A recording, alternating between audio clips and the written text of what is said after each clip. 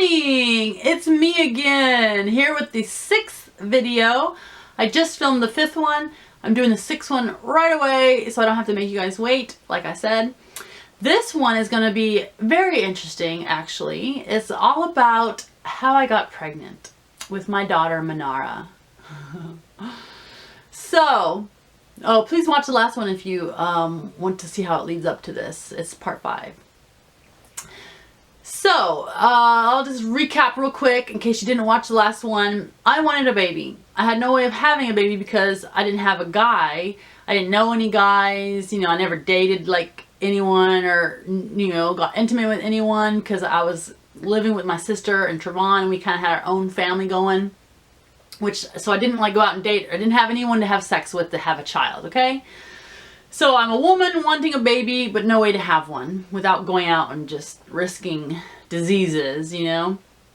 So I went to my doctor and he said that they have sperm banks that if he gave me a note that I could go on there and order sperm. Order sperm, isn't that funny? Like, what'd you order today? Oh, a sperm, some babies. He did give me a reference to the California Cryo Bank, which is a big sperm bank. It's a famous one. They have, you know, I don't know if you guys know about sperm banks, but they screen all the people. They try to look for like super smart people with not a lot of bad, like, you know, diseases or family history of things like that. When you go in there, like if you order with them or whatever, no matter what, they don't tell you like the name of the person.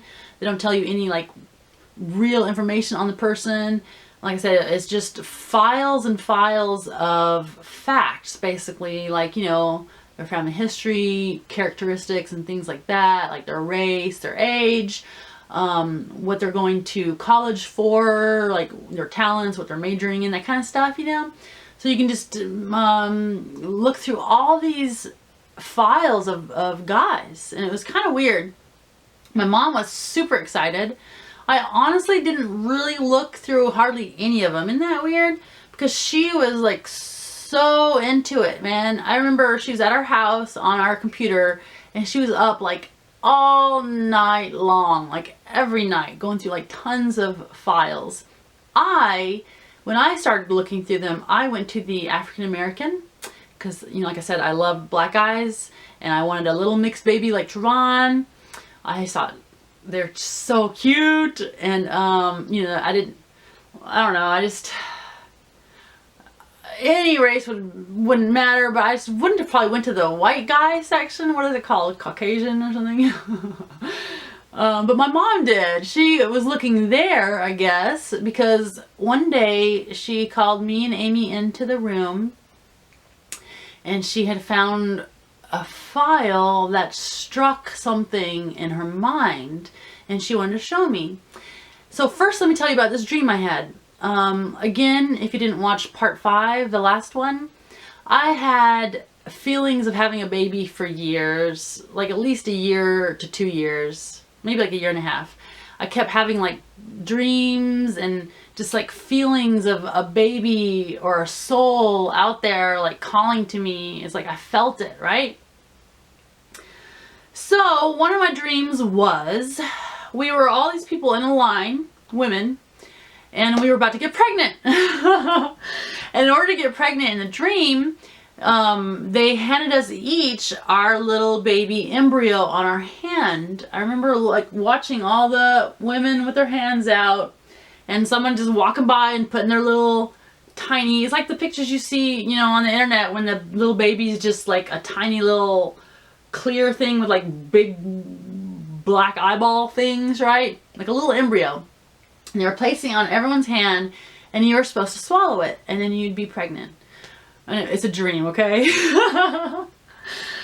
When they put my baby on my hand, I looked down at it and it looked up at me and it had these huge blue eyes. They were just like staring at me. And when I woke up that morning, I was like, I couldn't stop crying. I told my mom, I was like, I literally feel like I just looked into the eyes and the soul of my baby that's waiting for me. I told her, I was like, it was the most rush, like emotional rush. I literally felt like I had looked at my baby. And that was like such a wonderful dream. I still feel it, you know, the feelings that I had. But it's so weird because, like I said, right around there, like that night or next night or like that week, that's why she called me in and she was like, okay, I found one. You gotta read this. Where they put all like the information I told you about. They also have a part that says any special facial characteristics that you want to mention to know about, right? Most of the time those areas were blank. Because like if you're just a normal person with normal face, you wouldn't put anything. But sometimes people have like, you know, like a really pronounced chin or like a Roman nose or something they might have put there, right, in that area. And like I said, they're mostly all blank. But this one my mom had found, it was a white guy. And in that special characteristic area, it said something about like huge blue eyes or something like that. And as soon as I read that, oh my God, it was like something inside me just like burst. It was like I knew that that was the one because of that dream. As soon as I read that, those eyes in the dream, I was like, oh my God, that's the one, Mom, that's the one. I was so excited. And so we picked that one because of the dream. And it just felt like that was the one. And that's who Manara's donor is the huge blue eye guy. So that's who we ended up picking. There was no rush into getting the sperm, and it was actually really cheap. I don't remember the exact cost. It was under $600. I know part of that expense was a deposit on the tank that they sent, which they gave back. It really wasn't that expensive. Nothing like it would be to go and get it done at a place like nowadays, you know. Oh my gosh, I can't wait to tell you how we prepared for it, how we did it and all that. It's crazy. It's crazy. But in between this time when I knew I was wanting to get pregnant and when I was looking for like the donor and everything, I was preparing my body, like, you know, not eating anything bad, getting fit. Like I lost a little weight because I was, you know, a little overweight. You know, taking like the vitamins and things I would need, like to get my body ready. It was so exciting knowing that I was gonna like buy sperm and hopefully get pregnant. Oh my gosh, I can't tell you. So when the time came, oh, and another thing I had to do, which I'm super good at now because I had so much experience, was I had to find the time that I was ovulating. You know, like you get this sperm, you get one chance basically, like, you know, I mean, imagine if you were with a guy, you know, you usually have to try and try and try just to, because the timing, when you make an egg, when a woman makes an egg, what is it, only there for like 15 hours or something or less, right? So your timing has to be right in that little space of like that day. So in order to know when to, you know, fertilize myself, I had to know when I was ovulating. And so I learned that. I'm really good at that now. Like I said, I just ovulated a few days ago, actually. You know, they actually have a picture on the internet of an egg from the ovary. It's like the first picture they ever got of it coming out, the whole, like it coming out of the ovary and everything. It's really interesting. Very, very beautiful, actually. But so when we felt ready, that we were ready to do it, we ordered that big blue eye guy's sperm from the California Cryobank. And how it comes is in a nitrogen packed like cylinder tank, you know, a metal one. They drop it at your door, and I forget exactly how many days it can sit before you open it up, you know. I don't think more than 3. I'm gonna only say like 1 or 2 days or something. It was a few days you had to play with. Like it's there, it's packed in that nitrogen, cut frozen, so you didn't have to open it right away in case, you know, you weren't. So what you had to do is you had to kind of know around when you ovulated. You had to hope that you were, you know, like right around the time. You had to get the sperm and get the tank, get it delivered. And then, like I said, you had a few days to play with.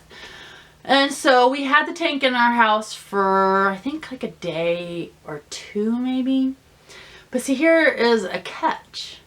Amy had Trevon at this, he was like now, I think like, maybe 5.5 or 6.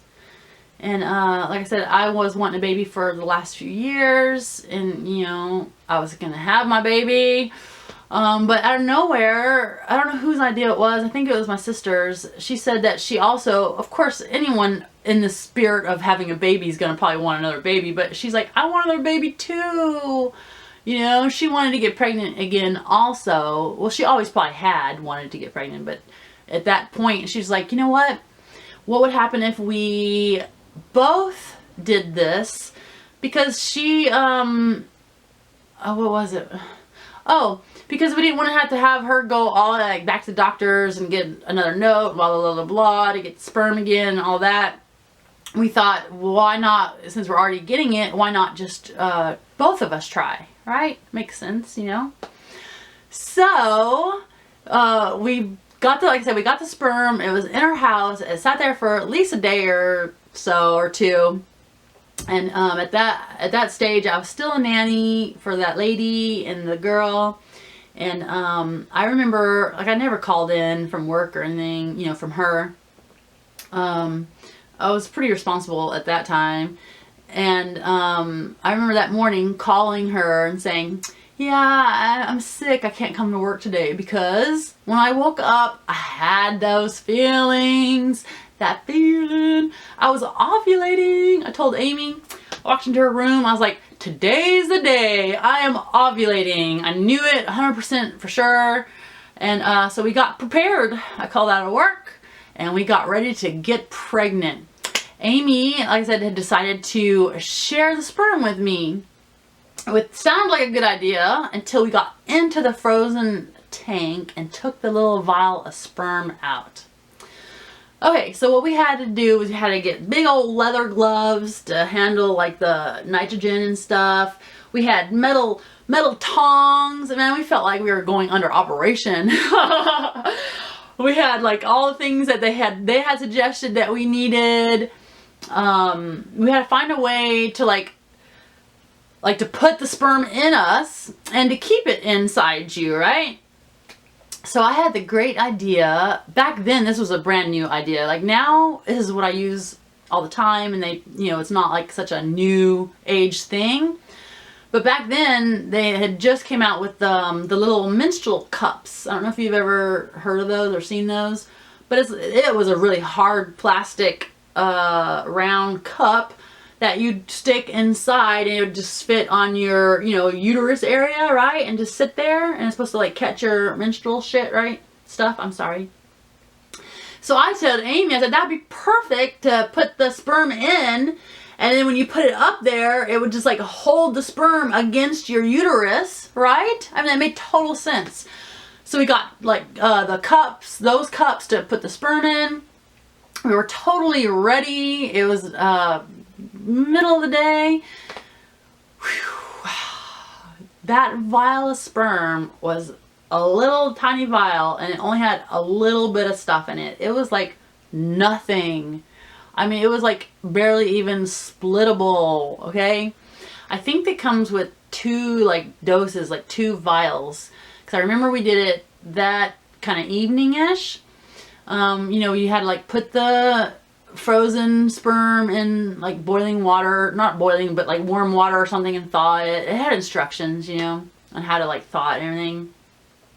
And then I remember just dropping some of it into my cup and her putting some into her cup. And then us going and doing our thing. And then when we had the cups in, we went into watched Shrek. That's what it was. It was Shrek. And we were upside down on the couch with our our feet up and our heads down to help gravity. You know, all the tricks. I'm doing them all. I wanted to get pregnant, man. And just, can you imagine the feeling of like, well, not sitting there, of being upside down on your couch, praying and hoping and thinking that this could be it, that you could be getting pregnant right now? I mean, it was very slim. Getting pregnant isn't an instant thing. I know there's, you know, for a lot of people it could take years, a lot of tries, you know. I mean, even if I was ovulating and even if the sperm was viable, doesn't mean that, you know, it would all happen, right? So we did it, like I said, we did it that night, and we did it the next day with the 2 little vials that we split in half. And guess what? Guess what? It really was a miracle if you think about it. Like I said, the hard part of how hard it is to get pregnant. Me and Amy both got pregnant right away that first time. We had the same due dates. We were pregnant together. Since we shared that sperm, her baby and my baby were half brother and half sister. And they're cousins because we're sisters. So that's kind of weird when you tell people, you know, Manara says that that's her half brother. But, you know, her aunt had him. They're kind of like, okay. But yeah, so we both got pregnant right away. That first try, it was like, oh my gosh, the feeling of knowing I was pregnant. But then of course comes all the fears of, oh my gosh, I'm pregnant. What's going to happen now? Am I going to lose it? Is something going to go wrong? You know? I absolutely loved being pregnant. It was such a wonderful thing. I loved everything that my body went through. I love my stretch marks. I still look at them and just remember how they were just so bright. Like, they looked like flame tattoos on my huge tummy. I love being pregnant with Amy. It was just such a special time. You know, like I said, just knowing I was about to have a little baby. I remember going like to the hospital with her and getting our pregnancy tests like officially. Oh my gosh, it was just so thrilling to know that we were going to have babies. Not just one, but 2 babies in our house. That was just so special. And like I said, it was such a miracle to have gotten pregnant like instantly. Especially with her, you know, us both gotten pregnant together. It was just such a wonderful thing. I love my little baby so much. I haven't really ever wanted anything in life. Like, I never thought about money or, you know, anything. The only thing I ever wanted was Manara, my baby. I'm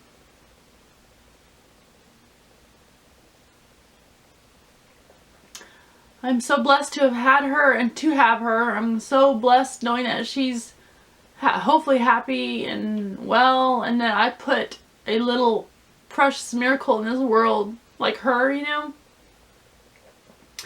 And I was a wonderful mother, and so was Amy. Oh my gosh, like I said, being pregnant together was awesome. We had to get double everything, like double car seats and cribs, and you know, just preparing the house and everything for 2 babies was so exciting. The birth stories will be next, I guess, of course, because there wasn't really a lot, you know, with our pregnancy. It just happened totally fine. We were fit. We always were going out walking and we're healthy. We just had a wonderful pregnancy together. The births were a little more of a story, I guess. Maybe mine more than hers, but that'll be the next video because I had some complications and stuff. But gosh, I'm just so blessed to have had a child. I've never had those feelings again. Isn't that weird? It was just like, and it's weird how like that was just so like true. Like the whole blue eyes, the blonde girl I saw in my dreams and everything, it looked just like Manara does and did, you know, and the weird, you know, the big blue eye thing, everything. It was just, it was like, it was all meant to be. It was just destined to be. Manara, do you hear that? You are destined to be my baby, and I was destined to be your mother. Anyways, thank you guys for watching this video. I'm gonna go and take the bike out, actually, and then I'm gonna go work. And tomorrow is Saturday. I'm off. I'm gonna play some video games, and I'm gonna make another video. I want to talk about my dad's dreams. It's a really weird video. I want you guys to watch it. But thank you as always for watching this one, and bye.